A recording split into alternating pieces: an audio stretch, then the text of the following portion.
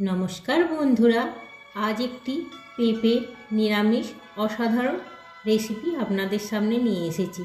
দেখুন কত সহজে এবং কম উপকরণ দিয়ে রেসিপিটা বানাবো। এখানে আমি কড়াইয়ে ঘি দিয়ে দিয়েছি এবং ধুয়ে জল ঝরিয়ে রাখা 50 গ্রাম মুগ ডাল দিয়ে দিয়েছি। ঘি 2 চামচ মতন দিয়েছি আর মুগ ডাল 50 গ্রাম দিয়ে এটাকে লাল করে ভাজবো। একটু কুরকুরে লাল করে ভাজা হবে, যেহেতু ভিজিয়ে রেখেছি তাই বেশ তাড়াতাড়ি সেদ্ধ হয়ে যাবে ভাজা হয়ে গেলে। এই যে লাল লাল ভাজা হয়ে গেছে, ভেতরটা সিদ্ধ হয়ে আছে, ওপরটা কুরকুরে ভাব আছে। এরপরে কড়াইয়ে সাদা তেল দিয়ে দিয়েছি, 2-3 চামচ দিয়ে দিয়েছি। তারপরে অল্প একটু জিরে, একটা তেজপাতা, একটা শুকনো লঙ্কা ফোড়ন দিলাম। এটা একটু ভাজা ভাজা হবে, তারপরে হিং দেবো। এটা একটু ভেজে নিয়ে তারপরে অল্প 1 চিমটি হিং দিয়ে দিলাম।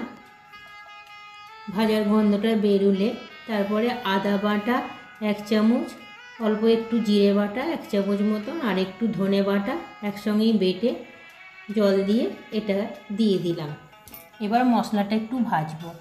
আদা জিরে ধনে একসঙ্গে বেটে নিয়েছি, দিয়ে এইবারে মশলাটা কষতে কষতে ভাজা মশলার গন্ধ বেরুলে এখানে নুন আর হলুদ জলে গুলে দিয়ে দিচ্ছি। পরিমাণ মতন নুনটা আর হলুদটা দিতে হবে। নুনটা একটু কম দিয়েছি কারণ পেঁপেটা আমি নুন দিয়ে সেদ্ধ করে রেখেছি বলে নুনটা অল্প দিয়েছি। এরপরে একটু লঙ্কা গুঁড়ো জল দিয়ে গুলে নিয়ে দিয়ে দিচ্ছি। একটু লালচে লালচে কালারটাও হবে এবং টেস্ট আসবে বলে একটু লঙ্কার গুঁড়ো জলে গুলে দিয়ে মশলাটা আবার একটু কষবো।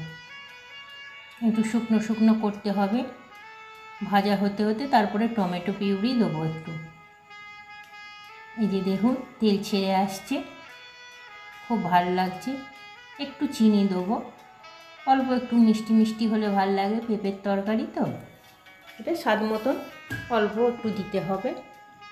আবার একটু ভাজছি। এবার একটা ছোট টমেটো পেস্ট করে নিয়েছি সেটা দিয়ে দেবো, দিয়ে সেটা নিয়ে আবার একটু ভাজা ভাজা করব।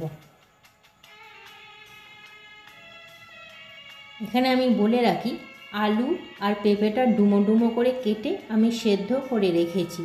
একটা সিটি দিয়ে সেদ্ধ করেছি, নুন হলুদ দিয়েছি। এই যে নুন হলুদ দিয়ে ডুমো ডুমো করে অর্ধেকটা পেঁপে আর 2টো আলু, 6 পিস মতন পেঁপে হবে, আর 2টো আলু ডুমো ডুমো করে কেটে একটা সিটি দিয়ে সেদ্ধ করেছি নুন হলুদ দিয়ে, ওই জন্য নুনটা আগে কম দিলাম। এইবারে এটাকে কষবো। আর সেদ্ধ করা জলটা রেখেছি ওটা পরে দেবো। একটু শুকনো শুকনো করে কষে নেবো, কষতে কষতে তারপরে মুগ ডালটা দেবো। মুগ ডালটা মোটামুটি হয়ে আছে, এই যে জলটাও দিয়ে দিয়েছিলাম। তারপরে এবার মুগ ডালটা দেবো।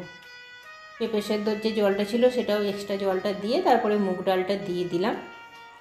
মুগ ডালটা দিয়ে আর 5 মিনিট মতন একটু করব, বেশিক্ষণ লাগবে না, ওই জন্য অল্প জল দিয়েছি, 1/2 কাপ মতন জল দিয়েছি। এই যে শুকিয়ে শুকিয়ে এসেছে, মুগ ডাল আলু পেঁপে সেদ্ধ হয়ে গেছে।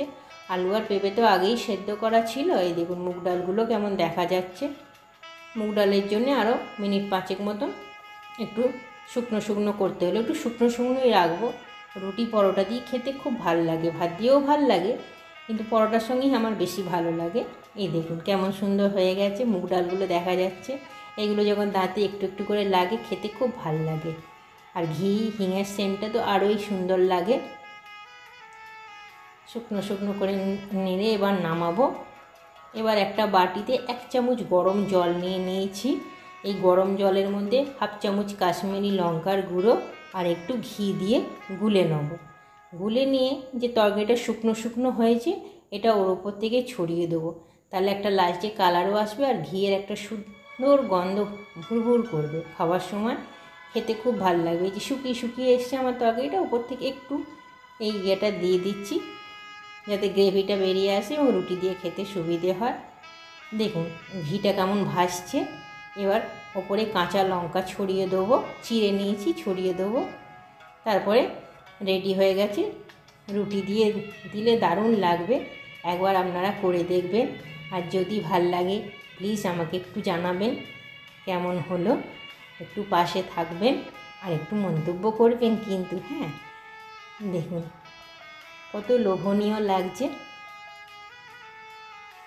প্রিয়জনেরা খুব ভালোবাসবে এই নিরামিষ রান্নাটা। নিরামিষ দিনে রাঁধলে দারুণ জমে যাবে, খুব ভালো লাগবে।